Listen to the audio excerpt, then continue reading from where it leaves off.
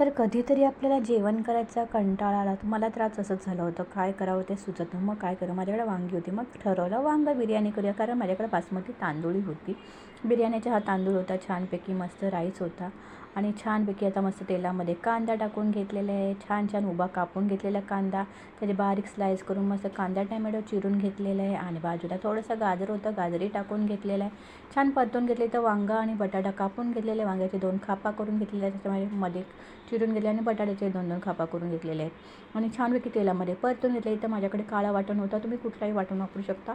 काळं वाटण फ्राय करून घेतलेलं आहे आणि छानपैकी हळद, मीठ, हिंग, तिखट मस्त टाकून घ्यायचं आहे. इकडून तिकडून परतवून घ्यायचं आहे आणि 5 मिनटं आपण मस्त मीठ टाकून घ्यायचं आहे. आणि 5 मिनटं भिजून ठेवलेलं आहे मी मस्त की बिर्याणी राईस, म्हणजे आपला बासमती राईस मस्त की भिजून ठेवलेला आहे, तो त्याच्यामध्ये परतून घ्यायचा आहे. आणि तेवढ्याच प्रमाणात थोडंसं पाणी टाकून घ्यायचं, म्हणजे तांदूळ भिजेल इसपर्यंत पाणी टाकून घ्यायचं आहे, म्हणजे बिर्याणी राईस मस्त आपला फुलतो आणि चिकट होतं आणि बिर्याणी ही खूप सुंदर होतं.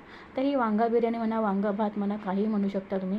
मी तर वांगा बिर्याणीचमध्ये आणि 1 नंबर चवीला झाली होती. मस्त की झाकण ठेवून द्यायची, भरपूर सारी कोथिंबीर टाकायची आणि मस्त 10-15 मिनटं वाफलून द्यायचं आहे. पहिले थोडं गॅस मोठा करून मस्त उकळी आली की मग मस्त दमावर मस्त झाकण ठेवून दम देऊन घ्यायचं आहे छानपैकी. आणि अशा प्रकारे ही बिर्याणी मस्त तयार झाली. वांगा बिर्याणी किंवा वांगी भात तयार झालेला आहे.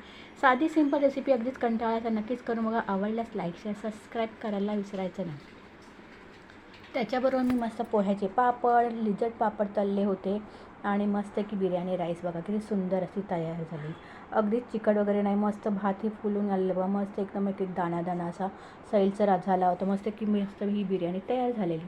अशी बिर्याणी करून बघा, सगळ्यांनाच आवडेल. अगदीच कंटाळा आला असेल तर नक्कीच करून बघा. भरपूर सारी कोथिंबीर परत टाकून मस्त टाकून ठेवून त्याच्यावर परत दम द्यायचा आहे. आणि ही बिर्याणी 1 नंबर चवीला झाली होती. खरं सांगते, खूप सुंदर होते. नक्कीच करून बघा. अगदीच आपण अंड्याची किंवा चिकनची किंवा मटणाची बिर्याणी करतो तशीच ही होते.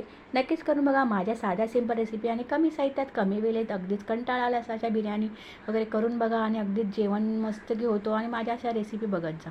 कधी कधी अशा आपल्याला कधी कधी सुचत नसेल तर अशा झटपट मस्त की रेसिपी करत जा. छान मस्त या जेवायला मस्त झालेली आहे बिर्याणी. पापड, मिरची तळून घेतलेली आहे.